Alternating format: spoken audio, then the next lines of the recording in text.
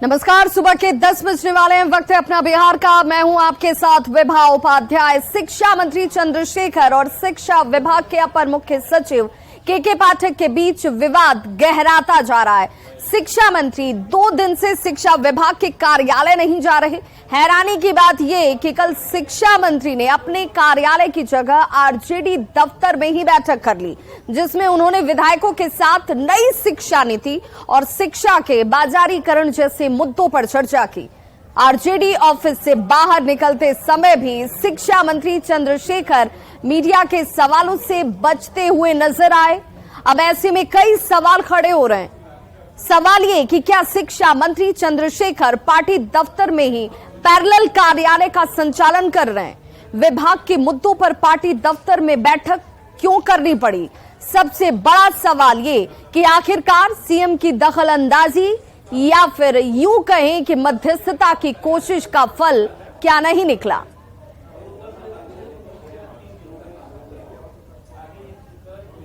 तो शिक्षा मंत्री के विभाग नहीं जाने को लेकर बीजेपी ने जहां सवाल खड़े किए, वहीं कांग्रेस और आरजेडी शिक्षा मंत्री के बचाव में उतर आई है। मंत्री आखिर कौन सा मुंह लेकर के सचिवालय जाएंगे? वो मुंह जिसमें अपर सचिव ने इनके आप सचिव के प्रवेश पर ही रोक लगा दिया है, इनके आप सचिव के पीएचडी डिग्री पर सवाल उठा दिया है। कहीं इनको भी तो नहीं डर लग रहा है कि अपर सचिव हमारे पीएचडी डिग्री पर भी तो सवाल नहीं उठा देंगे? और रोज इनके मंत्रालय के घपले और घोटाले उजागर हो रहे हैं। आपने रामायण पर प्रहार तो कर दिया, लेकिन आप नियमों पर प्रहार नहीं कर सकते हैं। मंत्रालय नियमावली से चलती है। देखिए, राज्य में शिक्षकों की बड़ी कमी है। बीपीएससी ने वैकेंसी भी निकाल दी, लेकिन आवेदन बहुत कम आ रहे हैं। अभी आधे से भी कम पदों पर आवेदन हुए हैं। तो शिक्षा विभाग को तो अभी ये देखना है कि क्या वजह है कि जबकि देश भर के लिए वैकेंसी है, फिर भी बिहार में पर्याप्त शिक्षक नहीं मिल रहे हैं, आवेदन करने को लोग तैयार नहीं है। तो कोई तो वजह है। तो उस वजह को तलाशिए, उस कमी को दूर कीजिए। बिहार के करोड़ों बच्चों के प्रति विभाग की जिम्मेदारी है, शिक्षा मंत्री जी की जिम्मेदारी और शिक्षा विभाग के तमाम अधिकारियों की जिम्मेदारी है। तो बेहतर होगा कि आपसी मतभेद भुलाकर ईगो वाली बात खत्म करके बिहार के करोड़ों बच्चों के भविष्य की चिंता कीजिए। बिहार में महागठबंधन सरकार बेहतर शिक्षा, गुणवत्तापूर्ण शिक्षा और बेहतर शिक्षकों की बहाली और गुणवत्तापूर्ण शिक्षकों की बहाली के प्रति जो संकल्प है, उस संकल्पों के साथ आगे बढ़ रही है। और कोई लोग अगर इस मामले में राजनीति तलाश रहे हैं तो उनको मायूस होना पड़ेगा। किसी भी विभाग में विभागीय मंत्री और सचिव के बीच किसी मुद्दे को लेकर मतभेद होना बहुत अस्वाभाविक नहीं है। ऐसे बहुत सारे उदाहरण पहले भी देखे गए हैं। शिक्षा विभाग में जो कुछ भी हुआ है, इसको लेकर दोनों पक्षों ने अपनी बात मुख्यमंत्री जी के समक्ष रखी है। मुख्यमंत्री जी सक्षम है इस पूरे मामले के निष्पादन के लिए। इसको अन्यथा ही तूल देने की कोशिश हो रही है।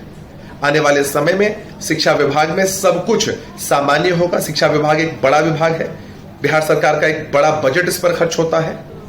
हर किसी के लिए यही प्राथमिकता है कि कैसे बिहार के बच्चों को गुणवत्तापूर्ण शिक्षा मिले। तो सियासी बयानबाजी के बीच ये जान लेना जरूरी है कि आखिर विवाद क्यों गहराता जा रहा है। तो शिक्षा मंत्री और अपर मुख्य सचिव के पाठक के बीच विवाद है। विवाद दोनों के बीच गहराता भी जा रहा है। शिक्षा मंत्री चंद्रशेखर कार्यालय नहीं आ रहे। विभाग के बजाय शिक्षा मंत्री प्रोफेसर चंद्रशेखर जो है वो पार्टी दफ्तर में बैठक कर रहे हैं। बीते दिन भी मंत्री ने विधायकों के साथ बैठक की। नई शिक्षा नीति पर विधायकों से बातचीत की। शिक्षा के बाजारीकरण पर भी एमएलए से बातचीत हुई। विवाद पर मंत्री कुछ भी बोलने को तैयार नहीं है। कल दफ्तर से निकलते ही मंत्री ने चुप्पी साध ली। मंत्री ने क्यों कहा कि मंसूबे को कामयाब नहीं होने देंगे, ये तमाम सवाल भी इस वक्त खड़े हैं। अब सवाल उठ रहा है कि शिक्षा मंत्री और अपर मुख्य सचिव के बीच जारी संग्राम का अंजाम आखिर क्या होगा? क्या शिक्षा मंत्री पैरेलल कार्यालय चला रहे हैं? विभाग के बदले पार्टी कार्यालय में बैठक क्यों? शिक्षा मंत्री की नाराजगी आखिर कब तक रहेगी? शिक्षा मंत्री चंद्रशेखर कब से कार्यालय जाएंगे? मंत्री के नहीं जाने से विभाग के काम पर इसका असर पड़ रहा है। अपर मुख्य सचिव से रार या सियासी तकरार इसे मानी जाए, क्या विभागीय लड़ाई जो है अब वो व्यक्तिगत हो गई है? आपसी विवाद राजनीतिक मतभेद में तब्दील हो गया है क्या? दोनों के साथ सीएम की बैठक का क्या असर हुआ? क्या सीएम की मध्यस्थता की कोशिश नाकाम हो गई?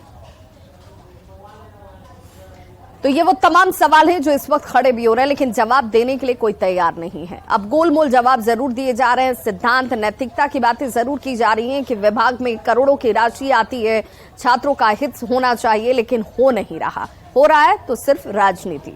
राजनीतिक गलियारे से एक बड़ी खबर आ रही है, जहां बेंगलुरु में होने वाली विपक्षी दलों की बैठक में शामिल होने को लेकर आम आदमी पार्टी यानी कि आप ने एक बड़ी शर्त रख दी है। आप सांसद राघव चड्ढा ने विपक्षी दलों की बैठक को लेकर एक बड़ा बयान दिया, जिसमें राघव चड्ढा ने कहा है कि बेंगलुरु में होने वाली विपक्षी दलों की बैठक को लेकर कांग्रेस की ओर से निमंत्रण उन्हें जरूर मिला है, लेकिन दिल्ली में जो काला अध्यादेश लाया गया है उस पर अभी कांग्रेस ने अपने स्टैंड को क्लियर नहीं किया। कांग्रेस के स्टैंड के बाद ही आम आदमी पार्टी जो बेंगलुरु में बैठक होने वाली है उस बैठक में शामिल होने को लेकर किसी तरह का कोई फैसला लेगी। देखिए, कांग्रेस ने निमंत्रण भेजा है और उस पर बस मैं इतना ही कहना चाहूंगा कि पटना की जो बैठक हुई थी जिसमें तमाम साथी राजनीतिक दल मौजूद थे, उस बैठक में कांग्रेस ने सबके सामने इस बात को रखा था कि संसद का मॉनसून सत्र शुरू होने से पहले, उससे 15 दिन पहले वे दिल्ली सरकार के खिलाफ, भारत के संविधान के खिलाफ, लोकतंत्र के खिलाफ जो एक काला अध्यादेश लाया गया है उसके विरोध में अपना स्टैंड क्लियर करेंगे, उसका विरोध सार्वजनिक तौर पर दर्ज करेंगे और जब सदन शुरू होगा तो उसके भीतर मतदान के माध्यम से भी उस अध्यादेश का विरोध करेंगे। तो राघव चड्ढा के बयान पर आरजेडी और बीजेपी की प्रतिक्रिया भी सामने आई है, क्या कुछ करे जरा सुनिए।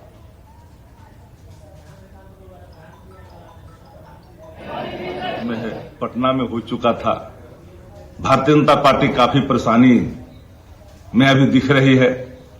एकता जो सब विपक्षी दलों की हुई है, तो इस एकता का मजबूती भाजपा को खटक रही है।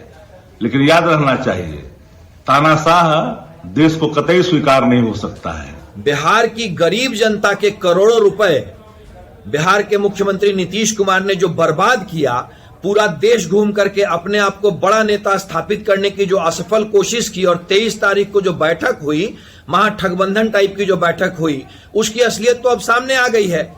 किसी के पास कोई कॉमन एजेंडा नहीं था, सबका अपना पर्सनल एजेंडा था, इसीलिए सारे लोग जुटे थे।